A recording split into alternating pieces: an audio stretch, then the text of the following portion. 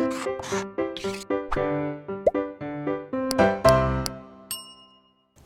Students, welcome back to blueprint digital. आज की इस वीडियो में हम लिंक रिएक्शन या गेटवे रिएक्शन के बारे में पढ़ेंगे और क्रेब्स साइकिल यानी कि टीसीए साइकिल के बारे में पढ़ेंगे। वीडियो को स्टार्ट करने से पहले हमारे चैनल को सब्सक्राइब करें और बेल आइकन दबाना न भूलें, जिससे हमारे लेटेस्ट वीडियोस की नोटिफिकेशन आपको प्राप्त होती रहे। अब हम आज के टॉपिक पर आते हैं।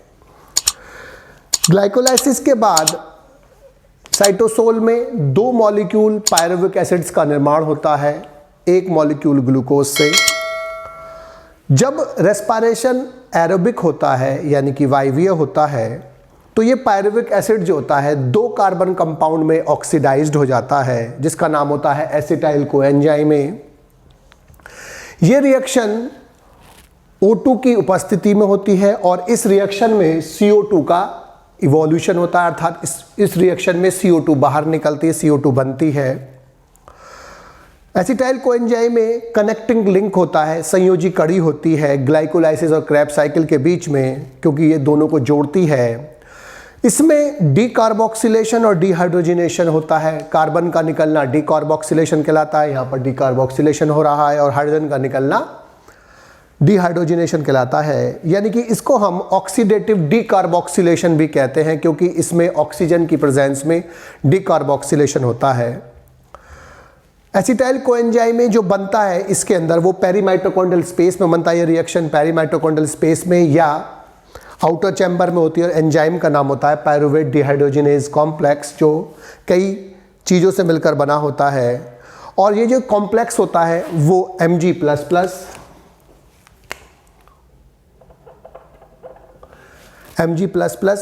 इसके साथ साथ La यानी कि लिपोइक एसिड, इसके साथ साथ TPP यानी कि थायमीन पायरोफॉस्फेट, NAD और COA कोएंजाइम A, इन चीज़ों को हम क्या बोलते हैं? पायरुवेट डिहाइड्रोजिनेज कॉम्प्लेक्स कहते हैं। इस रिएक्शन में जो दो मॉलिक्यूल पायरुविक अम्ल के बने हैं, पायरुविक एसिड के बने हैं ग्लाइकोलाइसिस में, वो कोएंजाइम A से रिएक्ट करते हैं और पायरुवेट डिहाइड्रोजिनेज कॉम्प्लेक्स अब इसको एसिटाइल कोएंजाइम में दो कार्बन कंपाउंड में कन्वर्ट करता है और दो मॉलिक्यूल CO2 रिलीज होता है। क्योंकि दो मॉलिक्यूल थे पायरुविक एसिड के, तो दो मॉलिक्यूल CO2 निकलते हैं, और अब ये एसिटाइल कोएंजाइम A अब क्रेब्स साइकिल में एंटर करता है, इसलिए इसको गेटवे रिएक्शन या लिंक रिएक्शन कहते हैं। क्रेब्स साइकिल जब वायवीय श्वसन होता है तो उसमें माइटोकॉन्ड्रिया के मैट्रिक्स में क्रेब्स साइकिल होता है, जो एसिटाइल कोएंजाइम में है। अब वो ऑक्जेलो एसिटिक एसिड से रिएक्ट करके सबसे पहले सिट्रिक एसिड का निर्माण करता है, इसलिए इसको सिट्रिक एसिड साइकिल भी कहते हैं। क्रेब्स साइकिल की जो रिएक्शंस थी उनको H.A. क्रेब ने डिस्कवर्ड किया था। उन्होंने कबूतर के जो ब्रेस्ट मसल्स होती हैं उनमें ऑक्सीजन का जो कंजम्पशन होता है, ऑक्सीजन का जो यूज़ होता है, उसके आधार पर उन्होंने इन रिएक्शंस को प्रस्तुत किया था। टीसीए साइकिल माइटोकॉन्ड्रियल मैट्रिक्स में होता है, माइटोकॉन्ड्रिया के मैट्रिक्स में होता है, जिसे पावर हाउस ऑफ सेल कहते हैं। क्रेब्स साइकिल में सिट्रिक एसिड का फॉर्मेशन होता है, जो ट्राई कार्बोक्सिलिक एसिड साइकिल है। OAA इसमें रिसीवर होता है, एसिटाइल कोएंजाइम से रिएक्ट करता है और सबसे पहला प्रोडक्ट जो बनता है वो सिट्रिक एसिड होता है। 6 कार्बन कंपाउंड होता है। ये 4 कार्बन कंपाउंड है और ये 2 कार्बन कंपाउंड है। जो क्रेब्स साइकिल है उसमें अनेक जो इंटरमीडिएट कंपाउंड बनते हैं, इसमें जो बीच में कंपाउंड बनते हैं, ये जो अनेक कंपाउंड होते हैं वो बहुत सारे पदार्थों के कंपाउंड्स के यौगिकों के निर्माण में यूज होते हैं, इसलिए इसको एम्फीबॉलिक पाथवे बोलते हैं, क्योंकि इसमें कैटाबॉलिज्म के साथ साथ एनाबॉलिज्म भी होता है। छोटे मॉलिक्यूल से बड़े मॉलिक्यूल बनते हैं और बड़े मॉलिक्यूल से छोटा मॉलिक्यूल टूट रहा होता है। जो सक्सिनिल कोएंजाइम ए होता है, यहाँ पर सक्सिनिल कोएंजाइम ए जो बन रहा है, ये सक्सिनिल कोएंजाइम में बहुत ही इंपॉर्टेंट होता है पोरफायरिन कंपाउंड्स के निर्माण में, जैसे क्लोरोफिल, जैसे फाइटोक्रोम्स जैसे साइटोक्रोम्स, हीमोग्लोबिन आदि, ये सभी सक्सिनिल कोएंजाइम के द्वारा निर्मित होते हैं। अल्फा कीटोग्लूटेरिक एसिड ये अकेला 5 कार्बन कंपाउंड होता है इस साइकिल में। जो अल्फा कीटोग्लूटेरिक एसिड होता है वो अमीनो एसिड्स के निर्माण में यूज होता है, इसे एमिनेशन बोलते हैं, नाइट्रोजन मेटाबॉलिज्म में भाग लेता है ये। यहां पर एक क्रैब साइकिल में 3 NADH2, 1 FADH2 और 1 GTP बनता है। तो पूरे एक साइकिल में 3 NADH2, 1 FADH2 और 1 GTP, और फिर उसके बाद जिस GTP से ही 1 ATP बनता है। यानी कि हम कह सकते हैं 1 GTP या 1 ATP का फॉर्मेशन होता है। इससे 1 NADH2 से आगे जाकर 3 ATP बनते हैं। तो 1 से 3 बनते हैं, तो 3 × 3 = 9 ATP बनेंगे यहां पर। इससे 2 ATP बनते हैं, यानी कि 2 × 1 = 2 ATP बनेगा, और 1 ATP ये रहा। तो टोटल मिलाकर यहां पर 12 ATP का गेन होता है पर क्रैब साइकिल में। पायरुविक एसिड के 2 मॉलिक्यूल थे, इसलिए एसिटाइल कोएंजाइम के भी 2 मॉलिक्यूल बनेंगे, इसलिए 2 क्रैब साइकिल साथ साथ चलेंगे। इसलिए 2 × 12 = 24 ATP मॉलिक्यूल्स का फॉर्मेशन होता है। 2 क्रैब साइकिल से 1 से 12 ATP का निर्माण होता है। अब सभी एंजाइम जो होते हैं इस क्रैब साइकिल के, वो माइटोकॉन्ड्रियल के मैट्रिक्स में प्रेजेंट होते हैं, लेकिन एक एंजाइम सक्सिनिक डिहाइड्रोजिनेज जो मार्कर एंजाइम कहलाता है, वो इनर माइटोकॉन्ड्रिया की मेम्ब्रेन पर उपस्थित होता है, माइटोकॉन्ड्रिया की इनर मेम्ब्रेन पर उपस्थित होता है।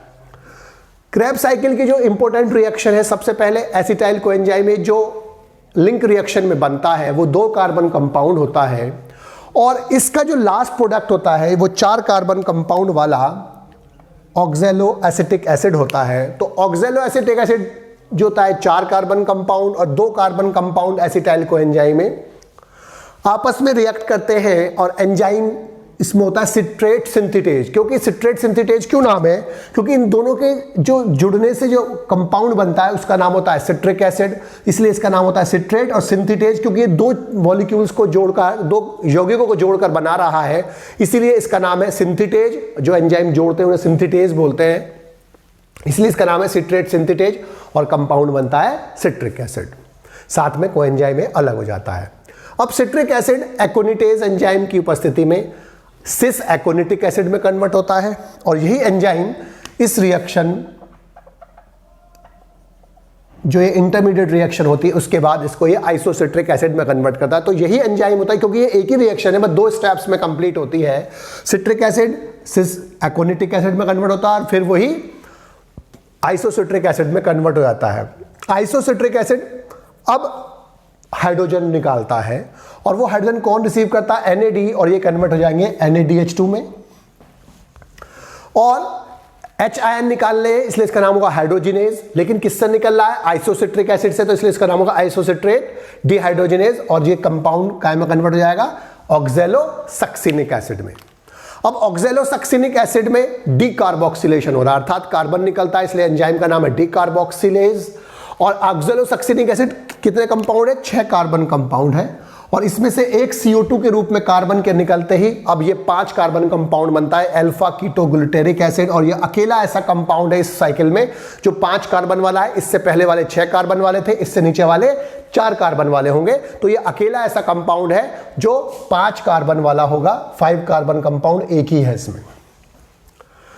अब अल्फा कीटोग्लूटेरिक एसिड में डिहाइड्रोजिनेशन होता है, डिहाइड्रोजिनेज कॉम्प्लेक्स होता है, ये लिंक रिएक्शन के जैसा होता है, और ये सक्सिनिल कोएंजाइम बनता है। साथ में डीकार्बोक्सिलेशन भी होता है, कार्बन डाइऑक्साइड निकलती है, CO2 निकलता है, कार्बन निकलता है, इसलिए भी 4 कार्बन कंपाउंड। ये पहला 4 कार्बन कंपाउंड है। यहां से यहां तक जितने भी कंपाउंड थे अल्फा कीटोग्लूटेरिक एसिड से पहले ये कितने थे? 6 कार्बन के थे। ये 5 कार्बन वाला है, और इसके नीचे के सारे कितने होंगे? 4 कार्बन कंपाउंड होंगे। अब सक्सिनिल कोएंजाइम में जो बना है यहां पर, अब वो H2O से रिएक्ट करता है, थायोकाइनेज एंजाइम की उपस्थिति में सक्सिनिक एसिड में परिवर्तित होता है, कोएंजाइम में अलग हो जाता है। फास्फेट जो रिलीज होता है वो जीडीपी इसको एक्सेप्ट करता है, वो जीटीपी में कन्वर्ट हो जाता है और जीटीपी ये अपना फास्फेट एटीपी को एडीपी को दे देगा और वो काय में कन्वर्ट हो जाएगा एटीपी में, और ये एक ही एटीपी होता है जो इसमें गेन होता है, तो एक और इकलौता जो एटीपी होता है वो यही बनता है। अब सक्सिनिक एसिड को कैटालाइज करता है सक्सिनिक डिहाइड्रोजिनेज, और ये जो H आयन इसमें निकले हैं वो FAD के पास पहुंचते हैं, वो FADH2 में पहुंचते हैं। तो ये एक इंपॉर्टेंट स्टेप है जिसमें जो FAD है वो H आयन रिसीव करता है और वो FADH2 में कन्वर्ट होता है और वो कन्वर्ट हो जाता है फ्यूमेरिक एसिड में। एंजाइम का नाम होगा सक्सिनिक डिहाइड्रोजिनेज, क्योंकि ये सक्सिनिक एसिड पर काम करता है। अब फ्यूमेरिक एसिड जो बना है फ्यूमरेज एंजाइम इसको H2O के साथ जोड़कर इसको मैलिक एसिड में कन्वर्ट करता है, और मैलिक एसिड जो होता है डिहाइड्रोजिनेज एंजाइम जो होता है, अब जो मैलिक एसिड है वो इसको ऑक्जेलो एसिटिक एसिड में कन्वर्ट कर देता है। जो मेन रिएक्शन है सबसे पहले एसिटाइल कोएंजाइम में OA से रिएक्ट करता है और ये सिट्रिक एसिड में कन्वर्ट करता है। सिट्रिक एसिड जो होता है अब एकोनिटेज एंजाइम इसको पहले सिस एकोनिटिक एसिड में कन्वर्ट करता है और सिस एकोनिटिक एसिड जो होता है वो आइसोसिट्रिक एसिड में परिवर्तित हो जाता है। अब जो आइसोसिट्रिक एसिड है वो ऑक्जेलोसक्सिनिक एसिड में कन्वर्ट होता है और NADH2 बनता है, क्योंकि H आयन जो है NAD के पास जाते हैं। ऑक्जेलोसक्सिनिक एसिड अल्फा कीटोग्लूटानिक एसिड में कन्वर्ट होता है, कार्बन डाइऑक्साइड के रूप में कार्बन निकलता है पहला, और अंतिम 5 कार्बन कंपाउंड होता है। अल्फा कीटोग्लूटारिक एसिड जो होता है डिहाइड्रोजिनेज कॉम्प्लेक्स इसको सक्सिनिल कोएंजाइम में कन्वर्ट करता है, CO2 निकलती है, 4 कार्बन कंपाउंड बन जाता है। सक्सिनिल कोएंजाइम में H2O से रिएक्ट करके सक्सिनिक एसिड बनता है, कोएंजाइम में अलग हो जाता है।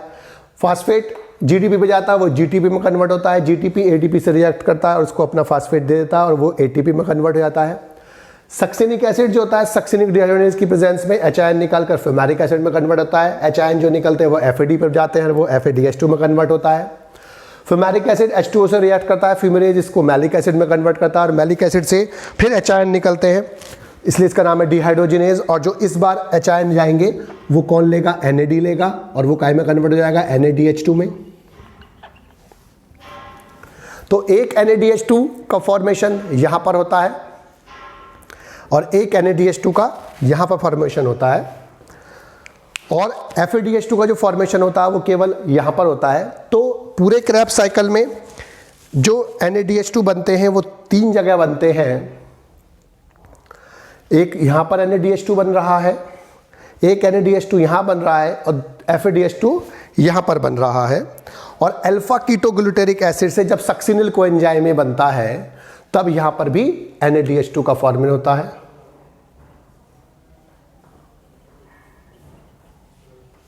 तो यहां से भी H आयन निकलते हैं तो NAD पे जाते हैं, तो 3 जगह पर NADH2 का फॉर्मेशन होता है, 1, 2 और ये 3, और चौथी जगह FADH2 का फॉर्मेशन होता है।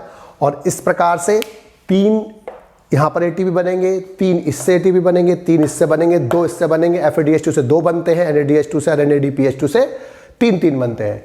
यहाँ पर भी एक NADH2 बनता है और साथ में यहाँ पर जो एसिटाइल कोएंजाइम में बनता है और वो एसिटाइल कोएंजाइम में जो होता है वो यहाँ आता है।